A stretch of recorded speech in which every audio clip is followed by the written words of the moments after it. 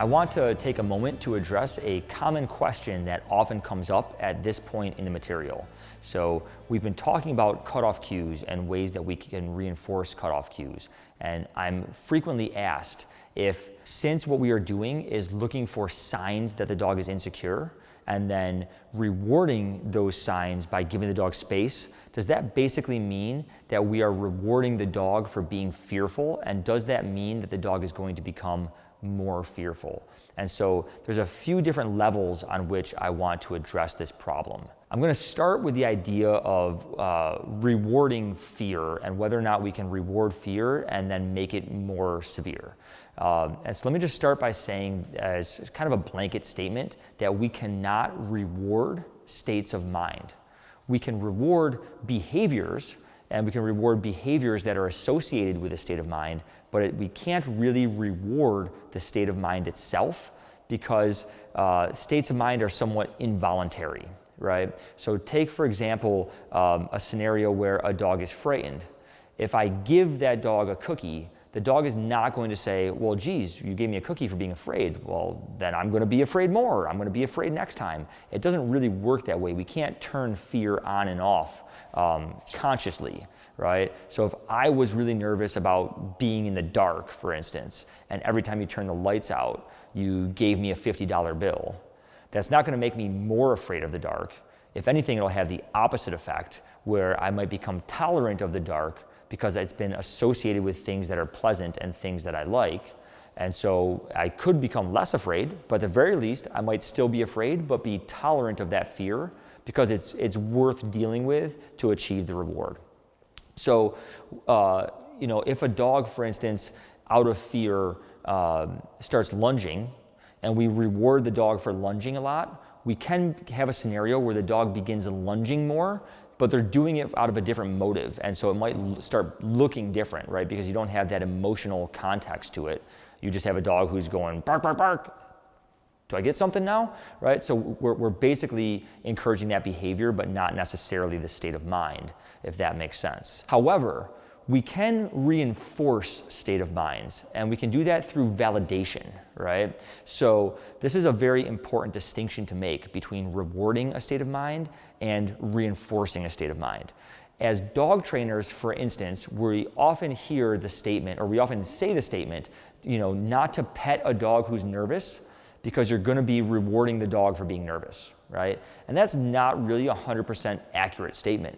Right? As I just discussed, we can't really reward nervousness. It doesn't really work out that way. However, we can validate nervousness. And the problem is that the average person who begins petting their nervous dog does so with a body language and an energy that is somewhat soft and, from the dog's perspective, somewhat weak, right?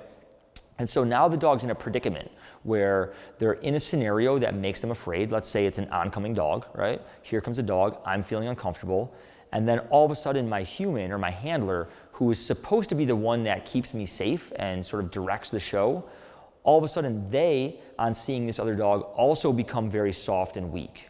And so as the dog, I may look at that and say, wow, this thing really affects me negatively and also affects my handler negatively. I knew I had a reason to be afraid.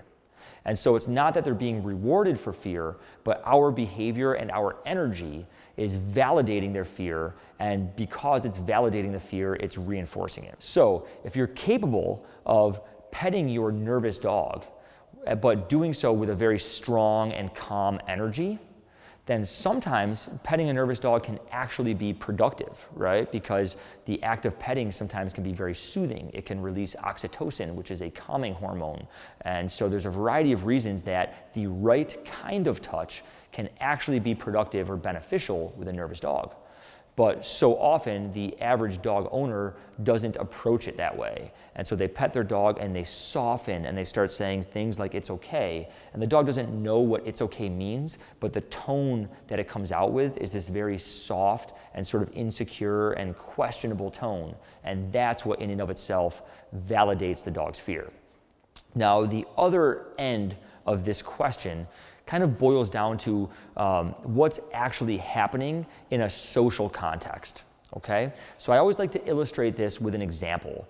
So imagine that I brought you to a social event, like a party or a bar, And it was filled with people that, you know, made you a little bit uncomfortable. They weren't terrible people, but you felt a little bit awkward about them. And so somebody approaches you and they get you kind of cornered and they're talking and you're starting to get a bit uncomfortable. So you kind of like check your watch a lot, or you're kind of looking around. You're showing signs that you're really not interested in the conversation, but the person doesn't really get it, right? They keep going. They're not picking up on those social cues. And eventually you're going to start feeling more and more and more anxious. And you might actually get to a point where you start to feel like you're going to have to be a little bit rude. Like you're going to have to really just sort of get this guy or this girl out of your way. And you're going to have to sort of get your needs met through a little bit more of a stressful manner. Because if you're like me and if you're like most of us, you probably don't enjoy being rude to people. You try to do things in a polite and subtle manner, right? And let's say that every single person who approaches you at that party does the same thing, right? Every person that approaches is just really in your face. They don't allow you to get away, and they don't respond or respect any of the social cues. And the only way that you're able to end that social interaction is by yelling at them, essentially, by telling them to get out of your face, right? That's a very, very stressful behavior. And ultimately, it's something that you're going to want to completely avoid. And so what you're going to do is you're not going to even let these social interactions begin. You're either going to not ever go to a party or bar with me, or the moment somebody even begins to approach, you're going to say, get away from me, right? You're going to have a negative energy about these social interactions from the start, and it's going to put a frame around everything that you do, and it's going to color all of your emotional responses to those oncoming people. And this is what's happened to our dogs so often, right? They've been in these predicaments so often where we're walking down the street on leash and they're trying to be polite about it, but nobody's listening. And then the only thing that works is barking and lunging. And that's a high stress behavior for our dogs, right? The dogs don't enjoy barking and lunging on the end of a leash. It's something they'd probably rather not do, but they've learned through repetition that it's the most effective strategy for getting their needs met. Now let's go back to that party.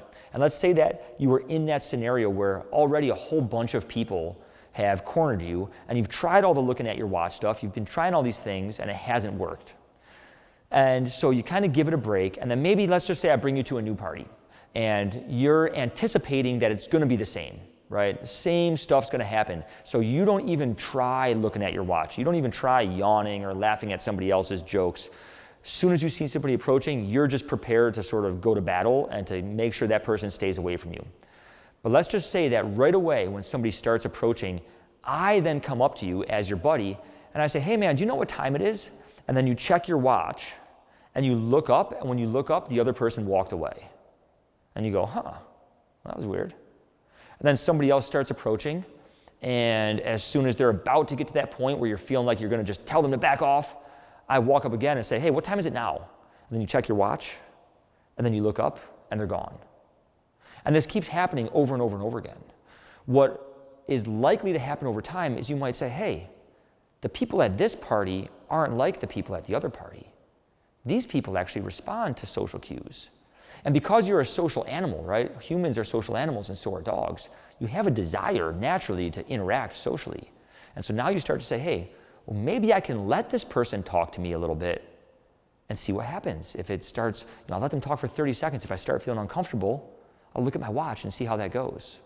And so you engage in a little bit of conversation, and due to past experiences, you don't want to let it go too far. So you check your watch, and then you look up and the person goes, hey, I can see you're busy. I'm going to go over here and get a drink. I'll catch up with you later. And you go, wow, this is great. And before you know it, you're going to start allowing more and more and more of these social interactions, right?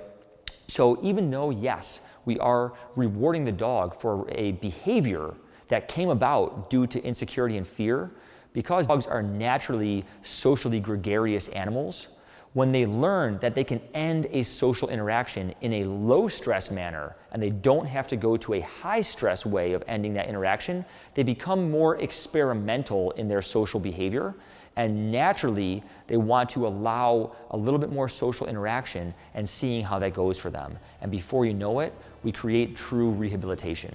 We create the dog who actually enjoys interacting freely with other dogs and has gotten quite comfortable and knowing that if they need the interaction to end, they can make that happen in a very easy manner.